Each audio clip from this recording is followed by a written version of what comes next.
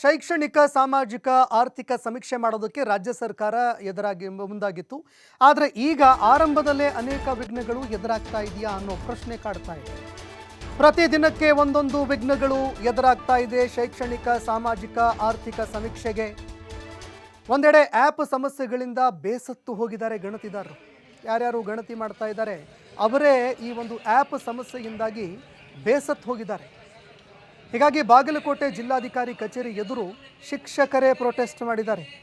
ಯಾವ ಶಿಕ್ಷಕರು ಜನಗಣತಿ ಜಾತಿ ಗಣತಿ ಮಾಡಬೇಕಾಗಿತ್ತು, ಸಮೀಕ್ಷೆ ಮಾಡಬೇಕಾಗಿತ್ತು, ಅವರೇ ಪ್ರೊಟೆಸ್ಟ್ಗೆ ಇಳಿದಿದ್ದಾರೆ. ಶಿಕ್ಷಕರ ಸಮಸ್ಯೆಯನ್ನೇ ಕೇಳಿಲ್ಲ, ನಿಯೋಜನೆ ಮಾಡಿದ್ದಾರೆ ಅಂತ ಆಕ್ರೋಶ ಹೊರಹಾಕಿದ್ದಾರೆ.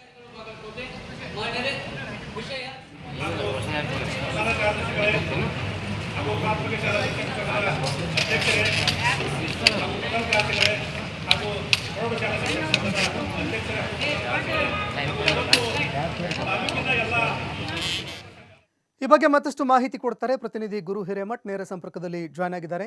ಗುರು ಹಿರೇಮಠ್, ಜಾತಿ ಸಮೀಕ್ಷೆಗೆ ಸಂಬಂಧಪಟ್ಟಂತೆ ಪ್ರಾರಂಭದಲ್ಲೇ ಒಂದಾದ ನಂತರ ಒಂದರಂತೆ ವಿಘ್ನಗಳು ಎದುರಾಗ್ತಾ ಇದೆ.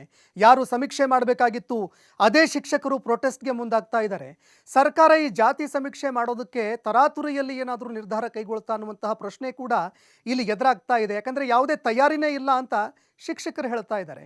ಹೀಗಾಗಿ ಶಿಕ್ಷಕರ ಬೇಡಿಕೆಗಳೇನು, ಏನೇನೆಲ್ಲ ಒಂದು ವಿಚಾರಗಳಿಗೆ ಸಂಬಂಧಪಟ್ಟಂತೆ ಅವರು ಪ್ರೊಟೆಸ್ಟ್ ಮಾಡಿದ್ದಾರೆ, ಈ ಬಗ್ಗೆ ಮತ್ತಷ್ಟು ಮಾಹಿತಿ ಕೊಡೋದಾದ್ರೆ. ಸಂತೋಷ್, ಖಂಡಿತ ತಾವು ಹೇಳಿದಾಗೆ ಏನು ಬಾಗಲಕೋಟೆ ಜಿಲ್ಲೆಯ ಜಿಲ್ಲಾಧಿಕಾರಿಗಳ ಕಚೇರಿ ಮುಂಭಾಗದಲ್ಲಿ ಏನು ಜಾತಿ ಗಣತಿಯನ್ನ ಮಾಡ್ಬೇಕನ್ನುವಂಥದ್ದು ನಿಟ್ಟಿನಲ್ಲಿ ಸರ್ಕಾರ ಏನು ಜಾತಿ ಶೈಕ್ಷಣಿಕ ವಿಚಾರಕ್ಕೆ ಸಾಕಷ್ಟು ವಿಘ್ನಗಳು ಕೂಡ ಎದುರಾಗಿರುವಂತದ್ದು. ಪ್ರಮುಖವಾಗಿ ರಾಜ್ಯದಲ್ಲಿ ಜನಗಣತಿಯನ್ನು ಮಾಡ್ಲಿಕ್ಕೆ ಹೊರಟಿದ್ದಾರೆ. ಎಲ್ಲಾ ಶಿಕ್ಷಕರಿಗೆ ಒಂದೊಂದು ಸಮಸ್ಯೆಗೀಡಾಗಿರುವಂತದ್ದು.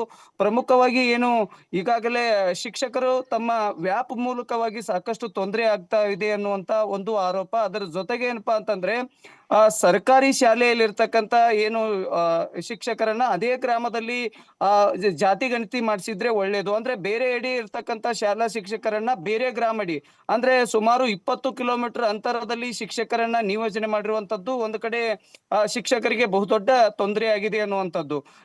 ಆಧಾರ್ ಕಾರ್ಡ್ ಮೂಲಕವಾಗಿ ಜಾತಿ ಗಣತಿ ಮಾಡ್ಲಿಕ್ಕೆ ಹೊರಟಿದ್ದಾರೆ, ಅದು ಎಲ್ಲವೂ ಕೂಡ ತಪ್ಪಾಗ್ತಿದೆ ಅಂತಂದ್ರೆ ಪ್ರಮುಖವಾಗಿ 8 ಗಂಟೆ ನಂತರ ನಾವು ಗ್ರಾಮೀಣ ಭಾಗದ ಜನರಲ್ಲಿ ಜಾತಿ ಗಣತಿ ಮಾಡ್ಲಿಕ್ಕೆ ಹೊರಟಾಗ ಯಾರು ಕೂಡ ಮನೆಯಲ್ಲಿರಲ್ಲ. ಅಂದ್ರೆ ಪ್ರಮುಖವಾಗಿ ವೃದ್ಧ ಮಹಿಳೆಯರು ಇರ್ತಾರೆ, ವೃದ್ಧ ಅಜ್ಜಂದಿಯರು ಇರ್ತಾರೆ. ಅವರ ಜೊತೆ ನಾವು ಮಾತುಕತೆಯನ್ನ ಮಾಡೋ ನಿಟ್ಟಿನಲ್ಲಿ ಅವರು ಆಧಾರ್ ಕಾರ್ಡ್ ಮೂಲಕವಾಗಿ ನಾವು ಜಾತಿ ಗಣತಿ ಮಾಡ್ಲಿಕ್ಕೆ ಹೋದ್ರೆ OTP ಬರಬೇಕಾಗತ್ತೆ. OTP ನಂಬರ್ ಕೊಡ್ಲಿಕ್ಕೆ ಮನೆಯಲ್ಲಿ ಯಾರು ಇರೋದಿಲ್ಲ. ನಾವು ಒಂದು ಮನೆಗೆ ಹೋಗ್ಬೇಕಾದ್ರೆ ಸರಿಸುಮಾರು ಒಂದು ದಿನ ಕಳೆದು ಹೋಗುವಂತ ಪರಿಸ್ಥಿತಿ ನಮ್ಗೆ ಗ್ರಾಮೀಣ ಭಾಗದಲ್ಲಿ ಎದುರಾಗಿತ್ತೆ ಅನ್ನುವಂಥದ್ದು ಒಂದು ಕಡೆ ಆರೋಪ. ಮತ್ತು ಇನ್ನೊಂದಿಷ್ಟು ಅಂದ್ರೆ ಶಿಕ್ಷಕರಾಗಿರ್ತಕ್ಕಂಥವ್ರು 50 ವರ್ಷ ಮೇಲ್ಪಟ್ಟಿದ್ದಂತ ಶಿಕ್ಷಕರಿಗೆ ಅನುಭವದ ಒಂದು ತಾಂತ್ರಿಕ ತೊಂದರೆ ಆಗಿರುವಂತದ್ದು. ಅಂದ್ರೆ ಕಂಪ್ಯೂಟರ್ ಮತ್ತು ಮೊಬೈಲ್ ಗಳನ್ನ ಬಳಕೆ ಮಾಡ್ಲಿಕ್ಕೆ ನಾವು ಆಗಲ್ಲ. ನಮಗೆ ಅಂದ್ರೆ ಪ್ರಮುಖವಾಗಿ ಮೊದಲು ಹೇಗೆ ಜಾತಿ ಗಣತಿಯನ್ನ ನಾವು ಮಾಡ್ತಿದ್ದೀವಿ ಅದೇ ರೀತಿ ನಾವು ಜಾತಿ ಗಣತಿ ಮಾಡಿದ್ರೆ ಒಳ್ಳೇದು ಅನ್ನೋದು ಒಂದು ಕಡೆ.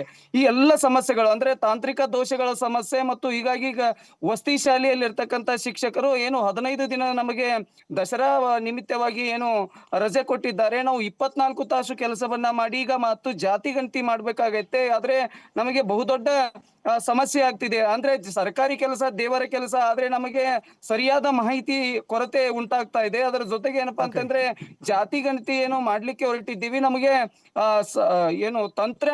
ತಂತ್ರ ದೋಷ ಮತ್ತು ಅದರ ಜೊತೆಗೆ ಏನಪ್ಪಾ ಅಂತಂದ್ರೆ ಇಲ್ಲಿ ಆಧಾರ್ ಕಾರ್ಡ್ ಮೂಲಕವಾಗಿ OTP ಒಂದು ಹಾಕುವ ಒಂದು ಸಮಸ್ಯೆ ಏನಿದೆ, ಇದು ಬಹುದೊಡ್ಡ ಸಮಸ್ಯೆ ಗೀಡಾಗಿರುವಂತದ್ದು. ಹೀಗಾಗಿ ನಮಗೆ ಒಂದಿಷ್ಟು ವಿಚಾರಗಳನ್ನ ಇಟ್ಕೊಂಡು ನೀವು ಇನ್ನೊಮ್ಮೆ ಅದನ್ನ ಸರಿಪಡಿಸುವಂತ ಕೆಲಸ ಮಾಡ್ಬೇಕು ಅನ್ನೋ ನಿಟ್ಟಿನಲ್ಲಿ ಒಂದಿಷ್ಟು ಮಹಿಳೆಯರು ಮತ್ತು ಶಾಲಾ ಶಿಕ್ಷಕರು ಇವತ್ತು DC ಕಚೇರಿ ಮುಂದೆ ಪ್ರತಿಭಟನೆ ಕೂಡ ಮಾಡಿರುವಂತದ್ದು. ಸಂತೋಷ್, ಧನ್ಯವಾದಗಳು ಗುರು ಹಿರೇಮಠ್ ನಿಮ್ಮೆಲ್ಲ ಮಾಹಿತಿಗೆ.